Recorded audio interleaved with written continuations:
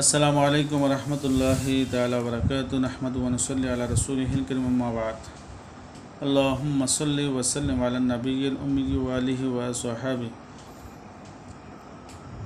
সম্মানিত বন্ধুগণ, যাহারা এই মুহূর্তে আমার এই ছোট্ট ভিডিওটুকু দেখছেন সকলকে ধন্যবাদ জানিয়ে মোবারকবাদ জানিয়ে আজকের মতন আপনাদের মাঝে আমি আবারও ইম্পর্ট্যান্ট কিছু কথা নিয়ে আসলাম। যে কথাটুকুন আজকের ভিডিওটিতে ইম্পর্ট্যান্ট হতে যাচ্ছে, এটা প্রত্যেকটা মুসলমানের দায়িত্ব, প্রত্যেকটা মুসলমানের জানা উচিত।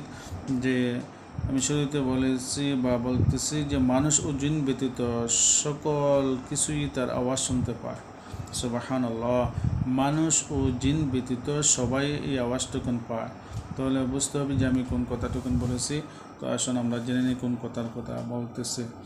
রাসূল সাল্লাল্লাহু আলাইহি ওয়াসাল্লাম বলেন, সহিহ বুখারীতে 943 নম্বর হাদিসে উল্লেখ করেছেন, মৃত ব্যক্তিকে খাটিয়া রেখে লোকেরা যখন কাঁধে করে বহন করে নিয়ে যায়, তখন সে যদি নেককার হয়, নেককার বান্দা হয়, তখন বলতে থাকে আমাকে এগিয়ে নিয়ে চলো। সুবহানাল্লাহ।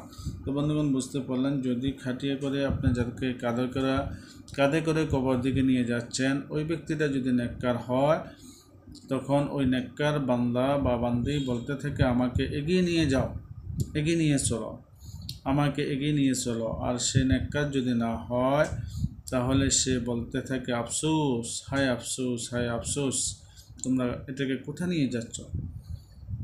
কারণ মানুষ ও জিন ব্যতীত সব কিছুই তার আওয়াজ শুনতে পায়। তার মানে হচ্ছে যে যখন খাটিয়ে করে আপনার লাশটাকে নিয়ে যাচ্ছেন, ওই লাশটা যদি নেককার হয়, তার আওয়াজও মানুষ আর জিন ছাড়া তারা শুনতে পায়। যদি বদকারও হয়, তার আওয়াজটুকুনও মানুষ আর জিন ব্যতীত অন্যান্য মাখলুকে শুনতে পায়। কারণ যদি মানুষ আর জিন যদি শুনতে পায়, তো মৃত ব্যক্তির আর্তনাদ, কবরের আওয়াজ, তাহলে মানুষ অজ্ঞান হয়ে যেত, তারা সুস্থ মানুষ মরে যেত। এই জন্য আল্লাহ তাআলা মানুষ আর জিন এই দুইটা জাতিকে এই শোনার তৌফিক দেন নাই। অন্যান্য মাখলুক দেখতে পায়। তো আসলে নেককার হতে হলে আমাদের যে গুণগুলো থাকা দরকার, যেমন সূরা আসরে এসেছে, ইল্লাল্লাযীনা আমানু ওয়া আমিলুস সালিহাতি ওয়া তাওয়াসাউ বিল হাক্কি ওয়া তাওয়াসাউ বিস সবর। যে আমরা ইমানদার নেককার হতে হলে আমাদের সেটটা কোয়ালিটি, সেটটা গুণ থাকতে হবে। এক নম্বরে ইমান আনতে হবে, দ্বিতীয় নম্বরে আমরা আমলে সালিহাত, ভালো কাজগুলো করতে হবে।